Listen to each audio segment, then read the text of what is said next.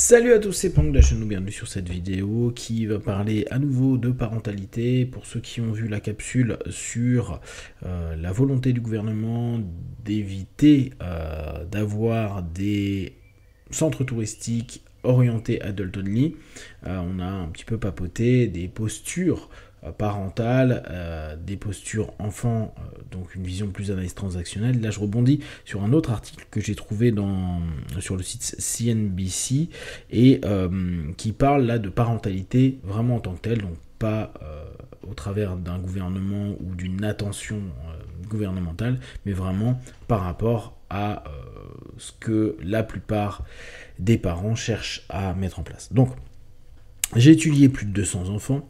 Le nouveau style parental numéro 1 pour élever des enfants qui réussissent, ils fonctionnent mieux que les autres. Je vous lis l'article, donc c'est de Rim Rwada. Il existe d'innombrables façons d'aborder la parentalité. De nombreux parents optent pour... Alors, là j'ai dû faire une petite recherche parce qu'il y a une petite nuance qui est importante. Et elle est là.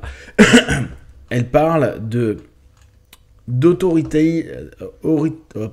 autoritative parenting. Donc ça voudrait dire parentalité démocratique ou éducative. Et elle l'oppose à authoritarian parenting qui serait parentalité autoritaire. Donc là, on est dans opte pour une parentalité démocratique, un style largement reconnu qui allie limites strictes et attention soutien. Pour avoir plus d'infos, la notion de la parentalité démocratique ou éducative, ce style combine des niveaux élevés de chaleur et de réactivité avec des niveaux élevés d'exigence et de contrôle. Les parents sont à la fois fermes et aimants, caractéristiques chaleur et soutien. Les parents sont affectueux, à l'écoute et soutiennent leurs enfants. Ils valorisent la relation et l'échange. Règles claires et cohérentes, ils fixent des règles, expliquent les raisons de ces règles et les font respecter de manière cohérente. Communication ouverte, la communication est bidirectionnelle, les parents écoutent les enfants, prennent en compte leurs opinions et encouragent le dialogue. Indépendance, autonomie, ils encouragent l'indépendance de leurs enfants dans les limites appropriées de leur âge et la discipline. Et l'autoritarien, donc parent autoritaire, c'est un style qui est caractérisé par plusieurs niveaux d'exigence et de contrôle, mais des niveaux faibles de chaleur et de réactivité. C'est un peu la vision old school. Règles strictement négociables, les parents imposent des règles rigides sans explication, communication unidirectionnelle, la communication va des parents aux enfants, peu de chaleur et de soutien émotionnel, démonstrations d'affection sont limitées, la discipline punitive, la discipline est souvent sévère, punitive, et absence d'encouragement et d'autonomie. À l'autonomie, ça c'est amusant qu'ils le mettent parce que de mémoire, les authoritariens, au contraire, laissaient beaucoup d'indépendance, c'est un peu ce qu'a proposé les boomers pendant très longtemps. Bon, du coup, d'autres privilégient donc la parentalité autoritaire qu'on vient de voir. Plus récemment, j'ai vu beaucoup de parentalité douce qui privilégie l'empathie, la validation émotionnelle. Et si élever un enfant qui réussisse ne consistait pas à être strict ou indulgent? Et si la solution résidait dans la création d'un environnement sécurisant? Donc c'est intéressant parce que là d'un coup, c'est le système qui va être pris en compte plutôt qu'en tant que tel le rapport entre parents et enfants.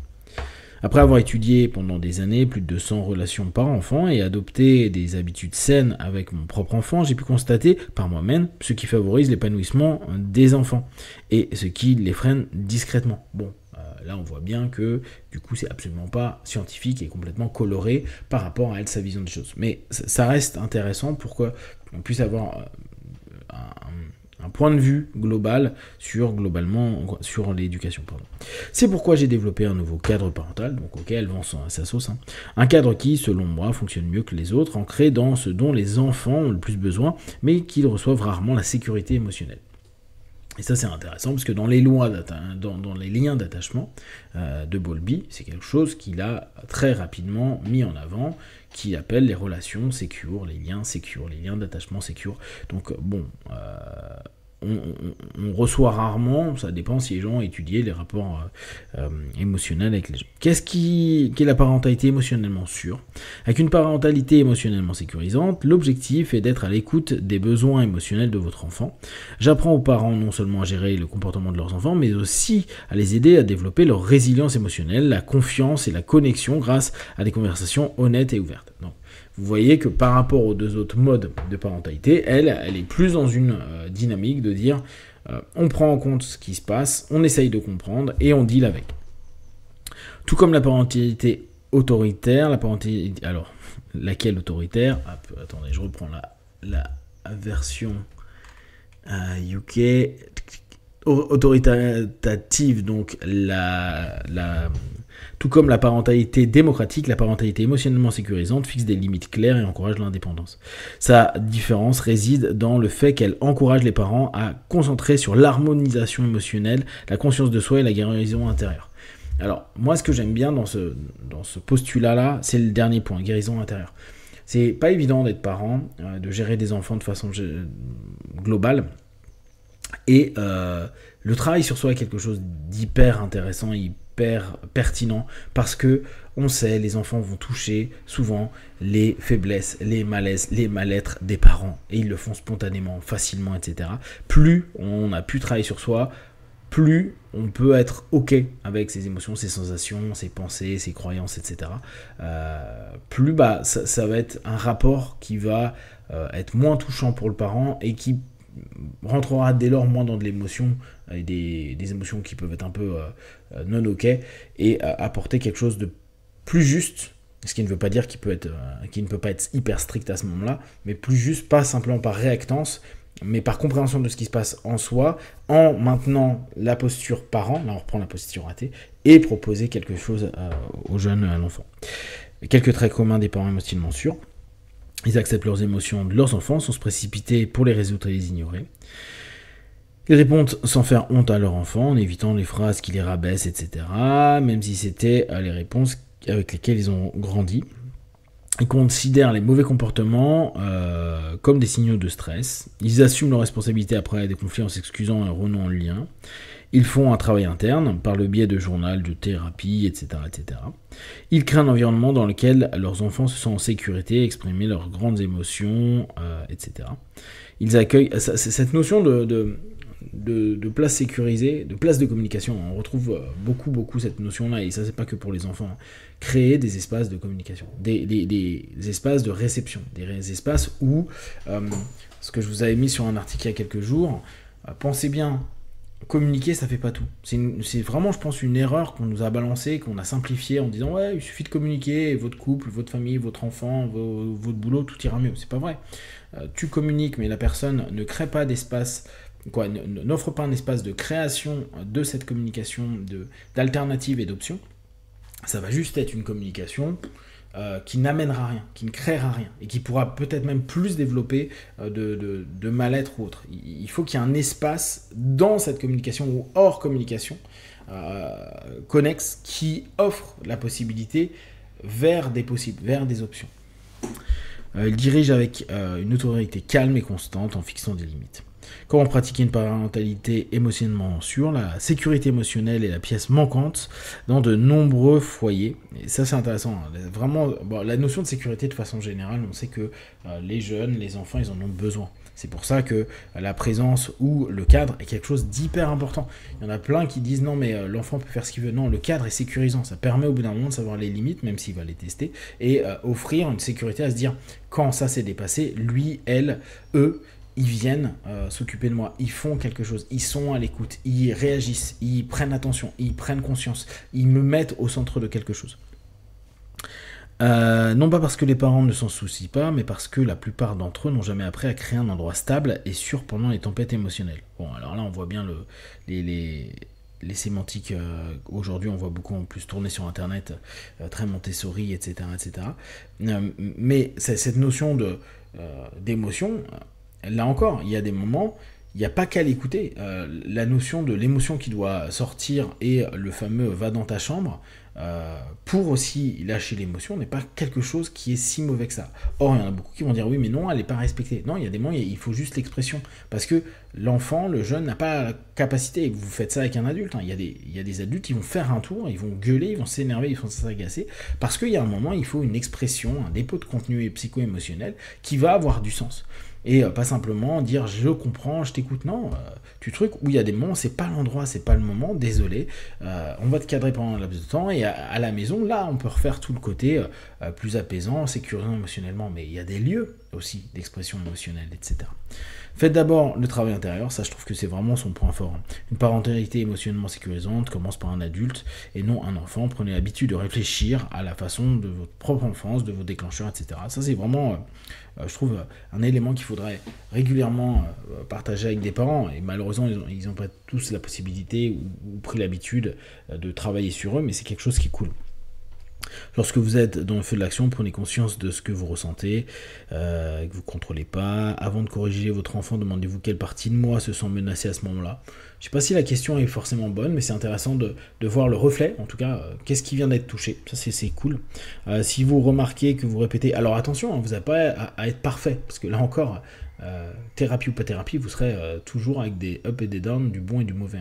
Mais il y a des moments, il y a des trucs où on se dit non, là je suis en train de m'énerver parce que ça touche quelque chose qui est non ok. Et il y a des moments où vous êtes énervé parce que ce qu'il fait c'est de la merde. Et c'est pas un problème non plus. Et du coup, vous n'allez pas avoir le même recadrage. Si vous remarquez que vous répétez quelque chose que vos parents ont dit, demandez-vous, est-ce ainsi que je veux montrer à mon enfant? Bon, bah ça c'est aussi, hein, c'est cool dans le travail sur soi, c'est se dire, ah, est-ce que je fais un repeat, une répétition de ce que j'ai vu? Considérez le comportement comme un signal et non comme une menace. Ok.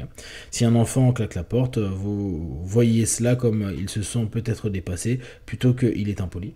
Il peut être impoli et dépassé. Voilà. L'un n'empêche pas l'autre. Et ce qui est un peu emmerdant aujourd'hui, c'est que dans un côté trop bienveillant et gentil, il y a aussi, non mais attends, je t'ai éduqué à dire que quand il y a ces trucs, tu claques pas la porte, parce que c'est un manque de respect. Je t'ai éduqué avec ça.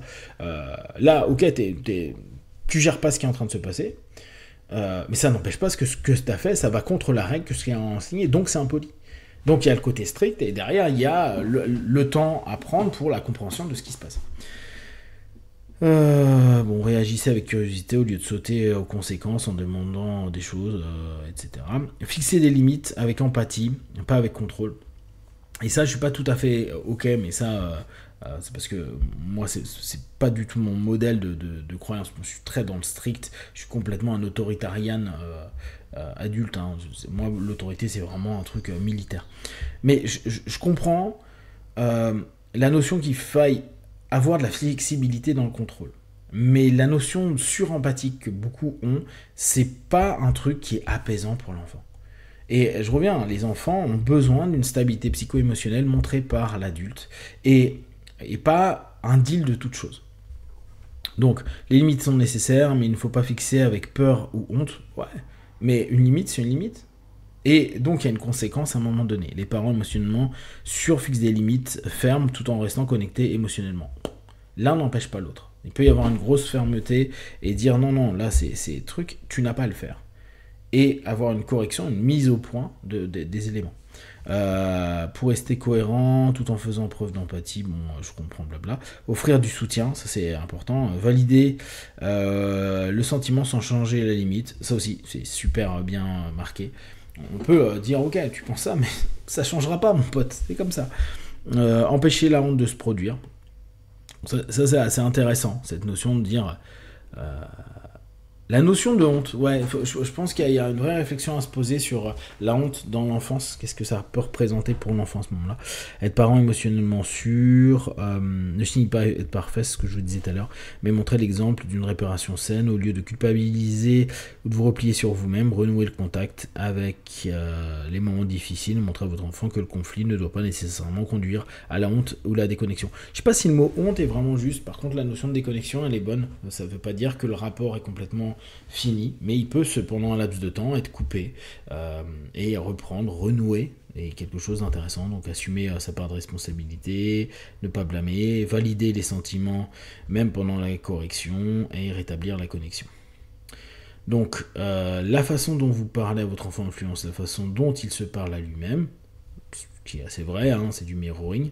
Les parents émotionnellement sûrs sont conscients que leur ton, leurs paroles, leurs réactions façonnent la façon dont l'enfant se perçoit, surtout dans les moments difficiles, certes, mais pour autant, il y a des moments, et c'est le principe des cadres, des limites et des règles, il n'y a pas à être dans de la bonté pendant le rappel à la règle.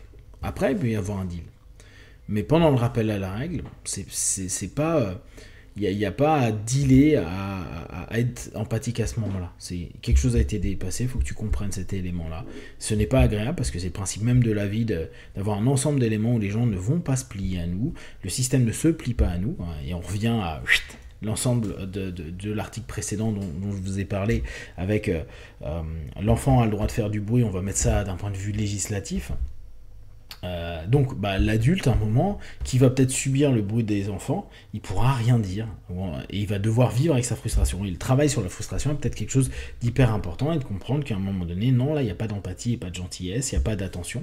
Ça viendra peut-être un quart d'heure après, une demi-heure après ou ce soir quand on en reparlera, mais pas à ce moment-là. Donc bon, après elle dit à quel point elle est super. Voilà, je trouve que c'est intéressant, en tout cas ça laisse aujourd'hui, encore une option. Bon, moi, je reste sur militaire. On sait que ça a fait du mal.